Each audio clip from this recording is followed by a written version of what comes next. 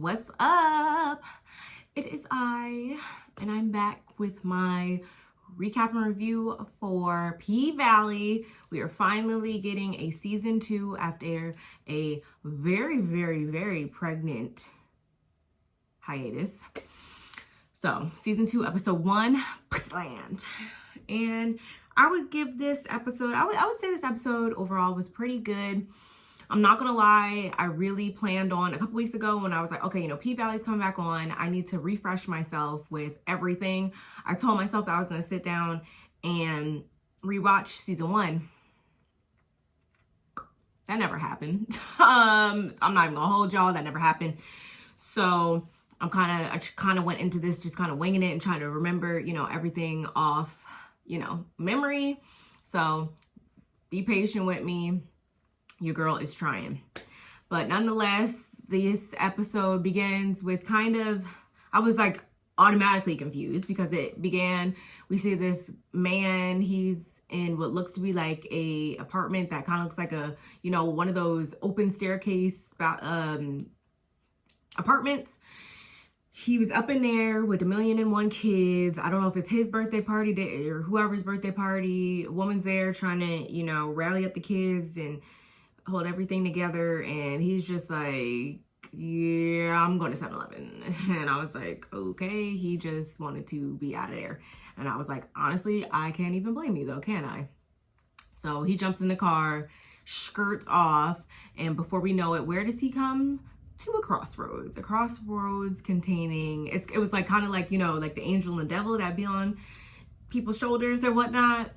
It was like the angel over here, which was who? But Mercedes' mama, that crooked ass bitch. It was her mama talking about, talking all of her and all of her holiness right here on one corner. And then on the other corner, we have what?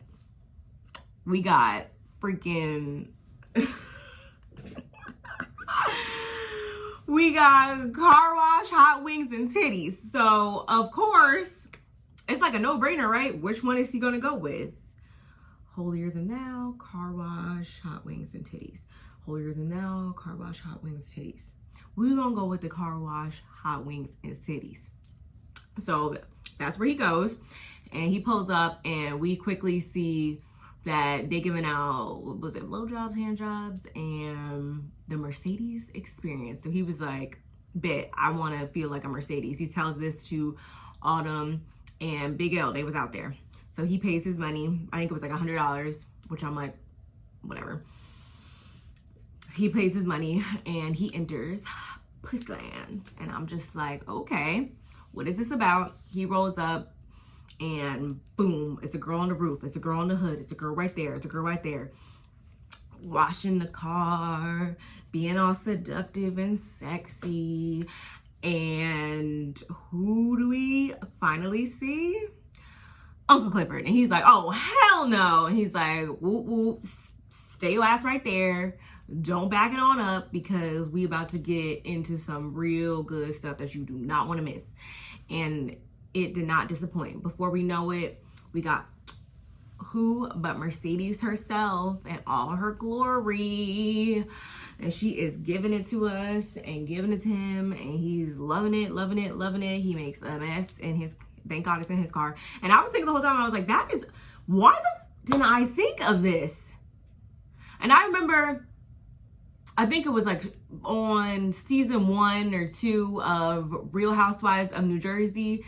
What was it? Caroline's son, not Albie, her other son, talking about the whole car. You always hear car wash strip clubs and like shows and stuff. And I'm like, why not just put it together and do exactly what they did? I'm like, how did I overlook this all this time? That is a great idea. I'm all here for it. And they was even giving out weed wings. I was like, I'll take a weed wing, damn. But it was real. It was a real good vibe. But after that whole thing, they step out. Mercedes is having some issues with her shoulder or whatnot. And again, like I said, it's a pretty cool concept. They've been doing it for about 5 months. Mercedes says that she came up with it. And we quickly find out that she is broke AF. And I was just like, like, so you were giving every single dime to your mom? Like, every single red dime. Like, you didn't keep, like, you know, a couple thousand just in your account, like, for you. Like, I was like, my girl Mercedes is out here bad, y'all, bad. And after that, all the girls are receiving their payouts, and of course Mercedes is like pissed off because we saw it in bold black letters, the Mercedes experience. Pretty self-explanatory, right? And I'm a little familiar with how, you know, money gets bust down in the club and all that. Like, I've heard, you know, so I get it. But it's like, can it really be all for one for all in a situation like this, when it's like literally named after me? I'm the main attraction here. Like, I should probably be getting a slightly bigger cut, don't you think? But before we end that scene, Keyshawn, Mrs. M.I. crooked letter, she pops up on the TV with Lil Murda, and their song comes on, and we immediately see that, I don't know if you want to call it PTSD, but Uncle Clifford was like, turn that shit off. Turn that shit down. Let's get on my fucking nerves. That's all I heard when he said that. And let me go over my notes, y'all. We also find that they're just overall, you would think after Autumn, Haley, whatever you want to call her, put up the $250K, paid off Uncle Clifford's little loan, did this, did that, you would think that they would be completely in the clear. Wrong. They're still in a financial shitstorm. So much so that the $250K that she gave him is dwindled down to $25K. And she's like, what happened to the money? Like, I'm just not understanding what you guys did with all the money. I get we need to do renovations. I get we need to do this. I get we need to do that. But where did the money go, really? So I guess we'll figure that out. And again, all of the arguing is interrupted, luckily, by a news update saying that restrictions for that bang thing going around is going to be lifted, I think, in the following week to come.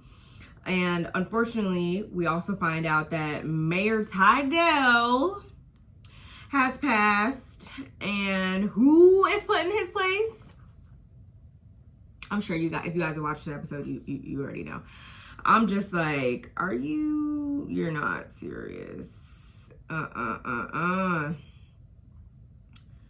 And I was thinking this whole entire time, I'm like, this means that whole casino situation and stuff like that is not going to be dead. I was like, oh Lord. But anyway, moving right along, who do we see? Andre. And I can't remember his wife's name. Let me know in the comments below. Like I said, I'm still trying to remember everything. We didn't really see too much into her personal life, so much so last season. So I mean, I guess, you know, I'm giving myself grace on that one. But she's coming home from work. She's a nurse. We might have already knew that, but she is staying like in the basement, which is not even finished. And she's changing over, showering, all that. She's got this crazy, really like painful looking rash type sore on her face from the mask, you know, wearing that all day, every day. She looks beat down, and all she wanted was some almond milk. And where's her almond milk? Who was supposed to restock her fridge? Andre. What's Andre doing? Upstairs playing a game. Food all on the counter, phone buzzing, going off with notifications, Kiki looking all goofy, just a mess. And she's like, you know, you're supposed to restock my shit. Like, she didn't even go off as much as I personally would have gone off in this situation. But like I said, he's playing games, and she looks at his phone and she's like, you know, Eloise called you, and who is Haley? And he's like, I'm like, Jesus Christ, like, relax, one, because that wasn't telling at all. Okay, Mr. Obvious. And he calls Eloise, who says that his goddaddy, Mayor Tydell, done passed away. He done passed away. And I'm like, oh boy. And he's like, you know, oh my gosh. And he's saying how he's gonna, you know, come there or whatever. And she's like, No, because she knows that it's real. She's seeing people drop left and right every single day. She don't want him to go, but he's like, I'm sorry, but I gotta go pay my condolences, my respects at minimum. I don't even have to go to the funeral, but I gotta at least go and pay my respects. And she's like, well, fine, you better leave early before everybody, you know, comes up in there. So that's that. And next we see like a real quick scene with Mercedes' Mercedes' crooked mama, and I guess she's doing like a food, doing what she would, I guess, equate to God's work out there, doing like a food drive or whatever down at her ill-gotten church. Her ill-gotten church. We see that real quick. I'm really not ready to get scenes with her, because I think of all the people up on here, she really does get up under my skin. And I'm just like, you crooked ass bitch. Yeah, I said it. This is all, you know, this is a fictional show, so I don't feel bad calling somebody's mama a bitch. And next, of course, we get Lil Murda.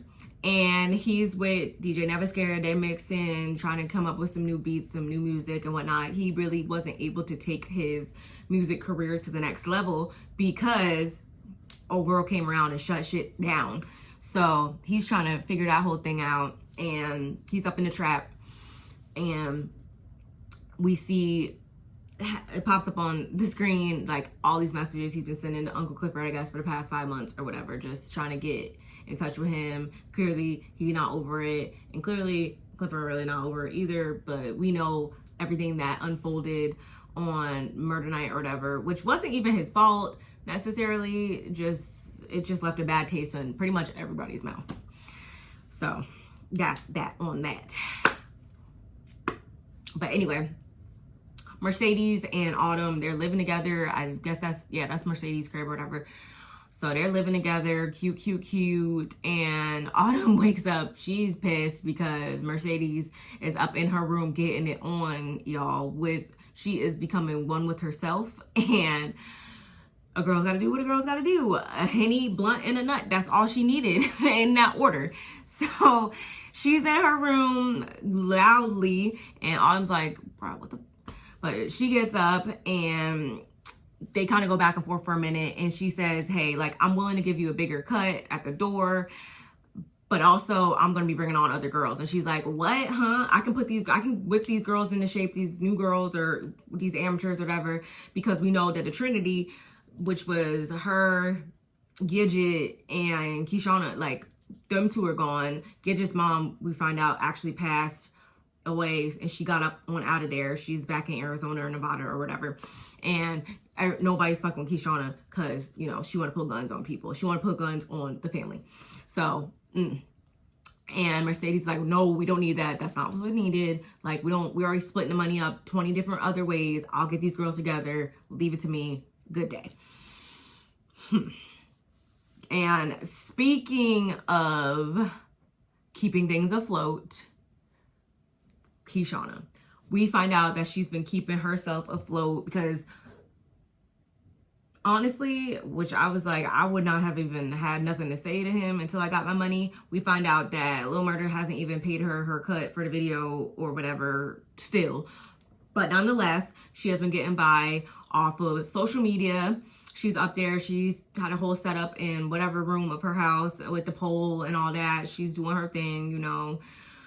And she's getting all the likes, 400,000 likes, viewers, whatever. So, ooh, I just hit myself. So everything is good with that. But is it really? No, it's not. Because Derek is still like, he's like, he's like these glasses right now. Like, this is her and he's these glasses. Like, he's on her hard, like hard. And I'm just like, can you give the girl 5 feet? Oh no, you can't, right? Because we saw that you're in Psycho last season, and I wish Diamond would have tagged that ass for real. And I wish that Keyshawn wouldn't have stopped him. Like, if you wanted to pull a gun on anybody, it should have been your baby daddy. But I digress. I forgot how irritated that made me. But his manhood clearly has been bruised by her success, and she knows she fucked up. Like, she knows she fucked up at the end of the day, because you can see her, it's written all over her face. And she gonna be in for a world of hurt and pain that she could easily stop at any moment. Like, she's making pretty good money. If she does it right now, she could take her kids and be left him in the dust. He's pissed off that he not going to be able to go to an interview because she got stuff going on, or he don't want her. He's like, is this for you or is this for them or whatever? Like, be happy for her. Like, you can't be half happy. He was literally watching her as she's in the other room like a weirdo, but whatever. Ain't got to do with me. We also find out that Mercedes is still, because Haley gave her the money to get her studio, her dance studio back, you know, since her crooked ass mama ran off with her money and her place. And I guess that's the new place that she has. She's gonna have to get it where it needs to go, but she's on a Zoom call with all the girls, and unfortunately she's wanting to get things started up with them next week since the restrictions are being lifted, but none of their moms are going to want to let them come, including Terica. So we'll see what happens with that. Moving right along, Uncle Clifford and Big L, they're in the Paradise Room. They're fixing it up. We know that specifically was the room that she went down in. So they're fixing it up. They hear a noise. It turns out to be Autumn, whoop-de-whoop. And she's telling them, I don't even remember all what she said, but they said that they got a deal on some stuff. It's coming together. It's looking better, except for the blood stain on the corner. And I'm just like, I mean, she's like, paint the whole thing red. Blood's always going to seep through. You should have used peroxide, blah, blah, blah. And I'm just like, I mean, I feel like there's other ways to go about doing that, especially because I feel like Paradise Room, like, I feel like it just shouldn't be red, but whatever. Anyway, circling back, Lil Murda, he's trying to go on tour, and he rolls up on his manager, Wody, or whatever his name is, and he's telling him how he wants to go on a tour. He wants him to set it up, and he actually puts in a phone call to Kishana, and luckily, she is smarter than what she puts off. He was like, yo, like, he was like, I want to go on a tour. And she's like, no, can't, sorry, send me my money. I'm like, okay. She still won't be stuck on stupid, evidently, but okay, get your money, girl. And we also see in this scene that she's taking care of her baby, but she like throws some brand new diapers in the diaper genie or in the trash or whatever.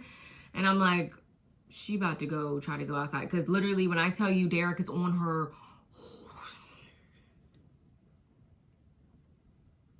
he is on her so damn hard. Like, the girl can't even breathe because he's right there. Like, fall the back, Derek. Fall back. He won't, though. He won't until she backs him up the fuck up off her. I'm sorry. That's the only way someone like him is going to learn. Or you don't want to fit in my life how I need you to fit in my life, then I'm going to remove you from my life. That's what she needs to do. But my words are probably going to fall on deaf ears. Calm down, Johnny. This is just fiction. Anyway.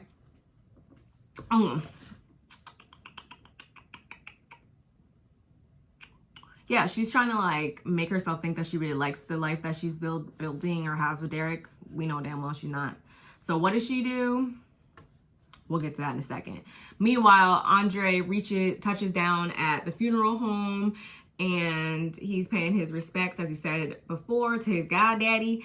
And his goddaddy's baby mama walks up and updates him on like what's been going on and how, you know, his goddaddy like really, you know, even despite the state of the relationship during his final days, like he really did care for him and he meant a lot to him. And, you know, so that makes him feel like, yeah, my presence is needed and wanted here, whatever.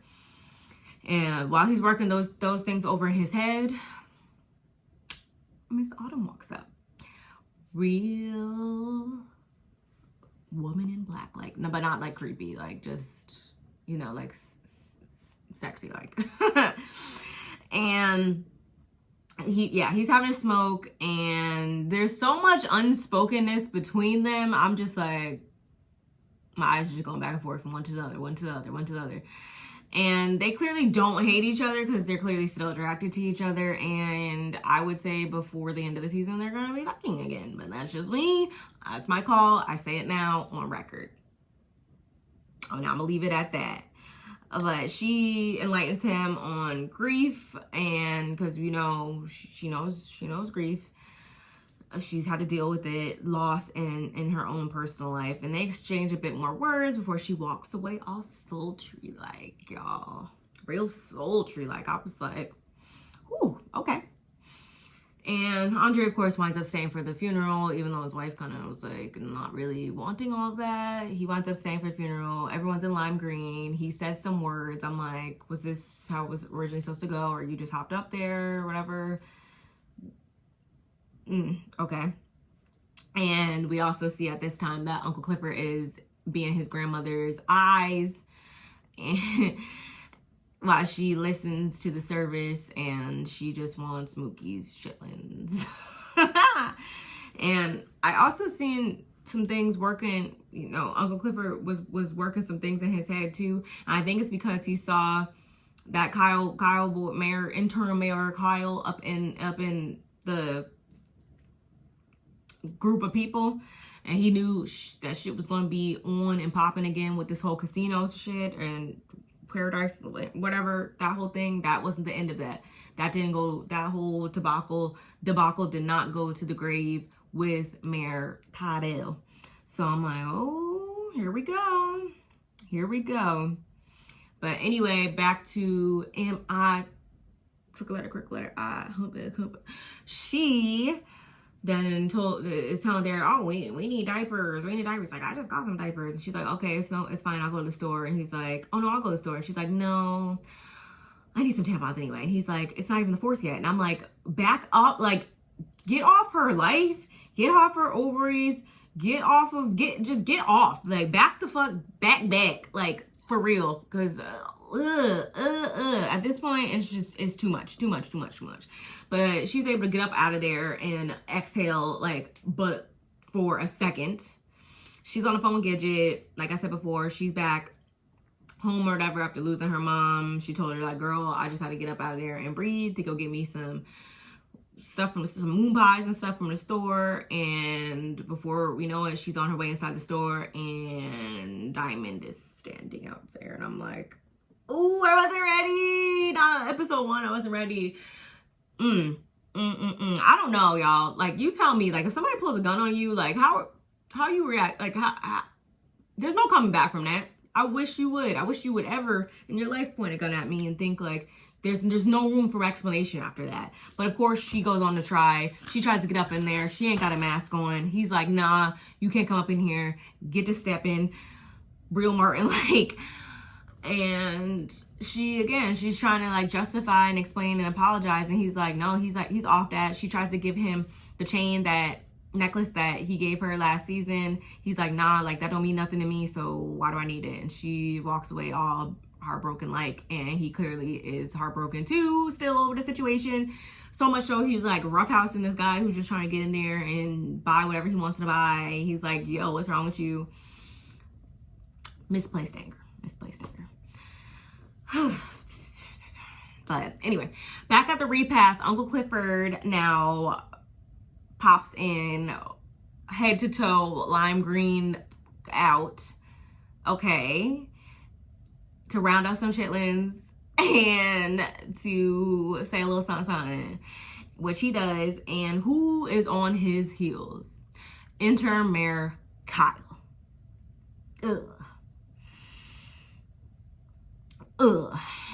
And I'm just like, ugh.